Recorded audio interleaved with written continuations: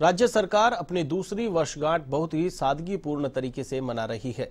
सरकार की ओर से कोरोना के चलते कोई विशेष कार्यक्रम आयोजित नहीं किया गया, बल्कि आमजन तक सरकार की योजनाओं को पहुंचाने के लिए दो मंत्रियों के समूह बनाए गए हैं। सरकार के 2 वर्ष के कार्यकाल को श्रम मंत्री टीकाराम जूली ने 2 साल बेमिसाल करार दिया है। मंत्री टीकाराम जूली ने कहा कि कई चुनौतियों के बावजूद राज्य सरकार ने बेहतर कार्य किया। कोरोना महामारी और लॉकडाउन के समय राज्य सरकार का मैनेजमेंट बेहतर रहा, देश में इसकी तारीफ हुई। जूली ने कहा कि उनके विभाग की ओर से मजदूर वर्ग के हितों की रक्षा की गई। श्रमिकों के रहने खाने और उनके घर तक पहुंचाने का कार्य राज्य सरकार ने किया। श्रम विभाग की ओर से ऑनलाइन पोर्टल शुरू किया गया। जूली ने कहा कि श्रम विभाग ने उन सभी वादों को पूरा करने का प्रयास किया है जो जनता से किए गए थे। इस दौरान सरकार के 2 वर्ष के कार्यकाल को लेकर जूली से खास बातचीत की संवाददाता दिनेश कसाना ने। आर्थिक संकट, सियासी संकट और कोरोना महामारी के बीच अब राज्य सरकार ने 2 वर्ष पूर्ण कर लिए हैं। अब सरकार अपनी दूसरी वर्षगांठ मना रही है, लेकिन कोरोना महामारी के चलते सरकार ने तय किया है कि पूरे सादगीपूर्ण तरीके से ही सरकार अपनी वर्षगांठ मनाएगी और सरकार का जो कामकाज रहा उसको जनता के बीच ले जाने के लिए मंत्रियों की 2 मंत्रियों का समूह बनाया गया, जो 3 जिलों में जाएंगे और जनता को बताएंगे कि किस तरह से सरकार का कामकाज रहा, कोरोना में किस तरह का मैनेजमेंट रहा। हमारे साथ है श्रम मंत्री टीकाराम जूली जी। जूली साहब, बहुत बहुत बधाई आपको 2 वर्ष के कार्यकाल। जी धन्यवाद, थैंक यू। किस तरह से 2 वर्ष का कार्यकाल सरकार का रहा और किस रूप में देखते हैं आप? देखिए, बहुत ही बेहतरीन समय रहा है ये 2 वर्ष का। और मैं ये कहना चाहूँगा कि कोविड जैसे ही महामारी के समय में जैसा काम राजस्थान के अंदर हुआ, ऐसा देश के शायद ही किसी प्रदेश के अंदर ऐसा काम हुआ होगा। माननीय हमारे यशस्वी मुख्यमंत्री अशोक जी गहलोत साहब का जो विजन था, उन्होंने जो निर्णय लिए, एडवांस में जो प्लानिंग की कोविड को लेके, जांच बढ़ाने की बात हो, मशीनरी बढ़ाने की बात हो, मैन पावर बढ़ाने की बात हो, गहलोत साहब का पहले से ही, पहले दिन से, जब ये लॉकडाउन देश में बाद में लागू हुआ, राजस्थान में पहले लागू किया। हमने ताली थाली नहीं बजवाई, हमने लोगों को समझाया, मास्क लगवाया, सैनिटाइजर बांटे, मास्क बांटे और जगह जगह लोगों को समझाने के लिए खुद मंत्री निकले, अपने जिलों में भी गए, जिलों के अलावा सभी शहरी क्षेत्रों में गए। करोड़ों मास्क सरकार की तरफ से इस दौरान बांटे गए। तो मैं ये कहना चाहूँगा कि हमारे सामने बहुत बड़ी चुनौती थी इस कोविड को पार करना, और आज गहलोत साहब की बदौलत है कि जो निर्णय लिए गए, जो उनकी वजह से आज राजस्थान के अंदर कोरोना कंट्रोल के अंदर है, मृत्यु दर सबसे कम है, रिकवरी रेट सबसे अच्छी है। हमारा RUHS और अन्य जिला अस्पताल, प्राइवेट हॉस्पिटलों से भी बहुत अच्छा काम कर रहे हैं और लोगों की एक साख बनी है हमारे सरकारी हॉस्पिटलों की जनता के बीच में कि यहाँ अच्छा इलाज हुआ है।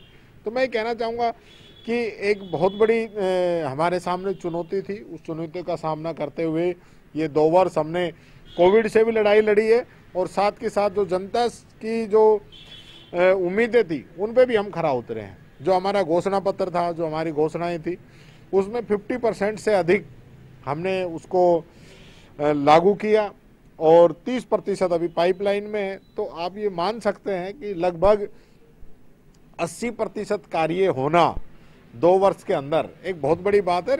कुछ चीजें ऐसी भी थी जो घोषणा पत्र में नहीं थी, लेकिन उसके बावजूद भी लागू की। आपके विभाग की बात करें तो श्रमिक वर्ग के लिए काफी महत्वपूर्ण डिपार्टमेंट है और बड़ा वर्ग श्रमिक वर्ग से आता है, तो ऐसे में किस तरह के इनोवेशंस रहे आपके विभाग में?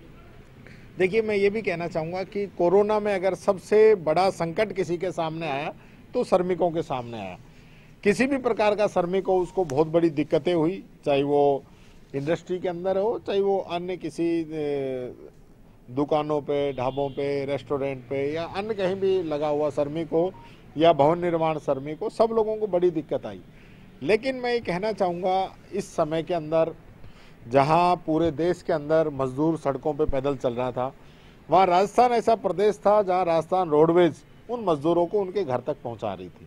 एक बहुत बड़ा निर्णय हमारे यशस्वी मुख्यमंत्री जी का था, जो उन्होंने लिया कि हम इनका किराया हम भरेंगे। और हमने दूसरे स्टेटों के अंदर जाकर यूपी, MP में हमारी बसें जाके वहाँ लोगों को छोड़ के आई है, पश्चिम बंगाल तक छोड़ के आई हैं, बिहार तक छोड़ के आई हैं, ताकि मजदूरों को परेशानी नहीं आए। प्रवासी जो थे उनको लाने के लिए उस समय जो काम किए गए, शायद देश के अंदर किसी भी जगह ऐसा नहीं हुआ हो। यहाँ जिस प्रकार का वातावरण उस समय बना था, उसको सही मायने में मजदूरों के हितों की रक्षा करते हुए गरीबों के खाते में 3500 रुपये डलवाना, मजदूरों का वेतन दिलवाने के लिए जो हमने हमारी टीम बनाई कि लॉकडाउन के अंदर लोगों को वेतन मिले, उनकी नौकरी नहीं छिने, तो एक बहुत बड़ा काम था। हमने वहाँ उनको लोगों को रखा, उनको खाना पीना रहना, साथ के साथ वो अवसाद में नहीं आ जाएं, इसके लिए उनकी काउंसलिंग भी हमारे विभाग के अधिकारियों के द्वारा की गई। और डिपार्टमेंट ने जो काम किया, मेरे अधिकारियों ने, मैं उनको धन्यवाद देना चाहूँगा। कोविड के समय में पर्सनल भी जेब से भी लोगों की मदद की, खाने के किट हैं, खाने के पैकेट हैं, कोई लोग परेशान नहीं रहे। तो इस प्रकार का कार्य खास तौर से कोविड के समय में लेबर के लिए किया गया। बिल्कुल, श्रमिक वर्ग सबसे ज़्यादा प्रभावित लॉकडाउन में कोई रहा तो श्रमिक वर्ग रहा, और राजस्थान सरकार ने उनके लिए रहने खाने के लिए शेल्टर होम बनाया है, उनको पहुंचाने के लिए बसों की व्यवस्था की। किस तरह से कितने श्रमिक राजस्थान में आए, प्रवासी जो श्रमिक थे वो भी बड़ी संख्या में राजस्थान में आ गए थे, उनको किस तरह से रोजगार दिया गया? देखिए, सबसे पहले जब श्रमिकों के आने की बात हुई, प्रवासियों के आने की बात हुई, तो आने जाने का जो एक आंकड़ा था, जो लोगों की उम्मीद थी, जो एक आकलन था हम लोगों का, वो लगभग 2 लाख लोगों का था। लेकिन जब हमने वेबसाइट शुरू की, पोर्टल शुरू किया, मोबाइल नंबर उसके लिए जारी किया, तब वो संख्या 2 लाख से बढ़ती 25 लाख तक पहुंच गई, जिसमें आने वाले लोग भी थे और जाने वाले लोग भी थे। इसके अंदर मजदूर भी थे, वैसे लोग भी थे जो हमारे लोग बाहर गए हुए थे या प्रवासी थे, वो लोग भी थे इसके दौरान। लेकिन मैं कहना चाहूँगा, उन लोगों के लिए भी राजस्थान ही एक ऐसा प्रदेश था जिसने सबसे पहले ऐसा पोर्टल यहाँ पे बना के दिया कि एक तरफ लेबर, एक तरफ इंडस्ट्री। जिस इंडस्ट्री को जिस प्रकार की स्किल की लेबर चाहिए, वो लेबर हम उनको उपलब्ध करा दें। साथ के साथ जिस लेबर को अपने मतलब की जो उसकी चॉइस की जो फैक्ट्री है, वो उसको उपलब्ध करा दें। तो एक ऐसा प्लेटफॉर्म हमने यहाँ पे बना के दिया जिसमें लगभग 50 लाख लोगों का डेटा हमने इकट्ठा करके दिया है, और जिसमें बहुत लोगों को इस चीज़ से फ़ायदा मिल रहा है।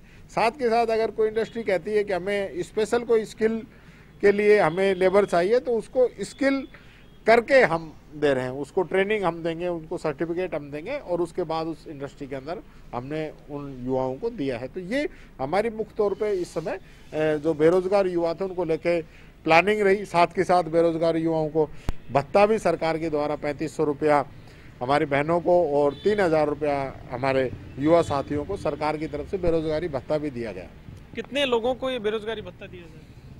ये लगभग 1,60,000 लोगों को हम बेरोजगारी भत्ता दे रहे हैं हर महीने, और जिसके 3 साल के लिए दे रहे हैं, जिसका टाइम पूरा हो जाता है फिर उसके बाद में उस और लोगों को उसके अंदर जोड़ते हैं। टीकाराम जी, जिस तरह से लॉकडाउन में मजदूर पलायन कर गए थे, दूसरे राज्यों के जो मजदूर थे यहाँ पर, तो वापस से आर्थिक जो गतिविधियां थी उनको संचालित करना, इंडस्ट्रीज को वापस से शुरू करना एक बड़ी चुनौती थी आपके सामने? बहुत बड़ी चुनौती थी, और मैं ये कहना चाहूँगा कि जिस समय लेबर जा रही थी, उस समय जिस फैक्ट्री का जो लेबर है वही वहाँ की चीज़ें जानता है, और मैं समझता हूँ एक बहुत बड़ी इंडस्ट्री के सामने दिक्कत आई। इंडस्ट्री के लोगों ने बताया तो हमने जो लेबर थी उसके घंटे भी बढ़ाए, 8 घंटे से 12 घंटे किए। जब लेबर पूरी हो गई तो उसको वापस 12 घंटे से 8 घंटे भी हमने किए, और इंडस्ट्री के लोगों में और लेबर में एक सामंजस्य स्थापित किया कि कहीं भी किसी भी प्रकार का आपसी टकराव नहीं हो, क्योंकि लगातार लॉकडाउन में सैलरी दे पाना भी संभव नहीं था, या कई लोग ऐसे थे जो जा नहीं रहे थे फिर सैलरी पाना चाह रहे थे। कई जगह ये था कि फैक्ट्री चल रही थी, लेबर नहीं आ रही थी, तो कई चीज़ें आई, लेकिन हम लोगों ने समझाइश करके पूरा राजस्थान के अंदर ऐसा माहौल रखा कि न लेबर का कहीं नुकसान हुआ, न इंडस्ट्री का नुकसान हुआ। और उसके बाद जो जो सहूलियत, जो जो सहायता हम लोगों से इंडस्ट्री के लोगों ने मांगी वो हमने की, और जिससे कि हमारे यहाँ पे राजस्थान में इंडस्ट्री और अच्छे से चल सके। इसी कोरोना के बीच सियासी संकट का सामना भी सरकार को करना पड़ा। क्या मानते हैं, क्या कारण रहे जिससे सियासी संकट आया और 1 महीने से अधिक सरकार होटलों में रही? देखिए, सियासी संकट का कारण भी भारतीय जनता पार्टी है, जो लगातार संविधान के द्वारा संवैधानिक सरकारों को गिराने का काम कर रही है। पूरे देश के अंदर ही उनको तो एक आदत इस प्रकार की पड़ गई, चाहे राजस्थान हो, गुजरात हो, महाराष्ट्र हो, मध्य प्रदेश हो, आसाम हो, गोवा हो, कर्नाटक हो, जहाँ भी मौका मिलता है इस प्रकार का कर रहे हैं, जो कि मैं कहना चाहूँगा हमारे लोकतंत्र के लिए एक बहुत खतरनाक ये शुरुआत ये लोग कर रहे हैं। सदा दिन एक से नहीं रहते। आने वाले समय में ये जो नई परिपाटी शुरू कर रहे हैं, इससे सरकारें सुटेबल रह के काम ही नहीं कर पाएंगी, वो हमेशा अपनी कुर्सी बचाने में ही लगे रहेंगे। आज तक ऐसा कभी नहीं हुआ कि किसी सरकार को पूर्ण बहुमत हो, फिर उसके विधायकों से आप इस्तीफे दिला दे प्रलोभन देके, उन्हीं को फिर आप मंत्री बना दे, उन्हीं को आप फिर टिकटें दे के ले आते हैं। तो ये क्या है? ये चीज़ें लोकतंत्र के अंदर शोभा नहीं देती। आपको जनता ने जिनको बहुमत दिया है उनको राज करने दीजिए। आपको केंद्र के अंदर बहुमत दिया है, आप राज कर रहे हैं, हमने तो कभी नहीं कहा। लेकिन स्टेटों के अंदर जिस प्रकार से ये भारतीय जनता पार्टी लगातार इंटरफेयर कर रही है, जो चुनी हुई सरकारों को, जनता के द्वारा बहुमत दी हुई सरकारों को गिराने का काम कर रही है, बहुत गलत है। ये परिपाटी गलत है। ये आने वाले समय में अगर हम सोचें तो भविष्य में एक बहुत बड़ा नुकसान इस देश को इस चीज से होने वाला है। बिल्कुल। जिला परिषद और पंचायत समिति के जो परिणाम रहे उनको लेकर मुख्यमंत्री अशोक गहलोत ने कहा कि सरकार की जो योजनाएं हैं उनको हम आम जन तक पहुंचाने में असफल रहे। इसीलिए अब 2 वर्ष के पूर्ण होने पर सीएम गहलोत ने 2 मंत्रियों की कमेटी बनाई है, 2 लोगों का समूह बनाया है जो जिलों में जाएंगे। आपको भी 3 जिलों में जाना है, तो किस तरह से जो सरकार की योजनाएं हैं वो आम जन तक पहुंच सके, तो प्लानिंग? देखिए, सरकार की स्कीमें इतने अधिक हैं, गहलोत जी के निर्णय इतने हो रहे हैं जिनका सीधा लोगों को फायदा मिल रहा है। ऐसा शायद कहीं आपको देखने में नहीं मिलेगा जितना राजस्थान में निर्णय लिए जाते हो।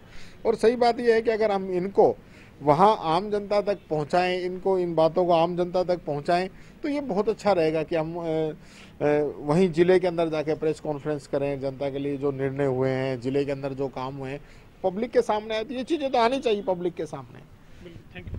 तो ये थे टीकाराम जूली, जिनका कहना है कि चैलेंजिंग पीरियड था कोरोना काल में। श्रम विभाग के सामने बड़ी संख्या में माइग्रेंट जो लेबर थी वो पलायन कर रही थी, तो उनके रहने खाने की व्यवस्था करनी हो या श्रमिकों को पहुंचाने का कार्य किया हो या पोर्टल से उनका जो डाटा है वो कलेक्ट करने की बात हो, श्रम विभाग की ओर से अपने विभाग में कई नवाचार किए गए इन 2 वर्षों में। साथ ही राज्य सरकार के कामकाज को लेकर भी उन्होंने बेहतर प्रशंसा की है।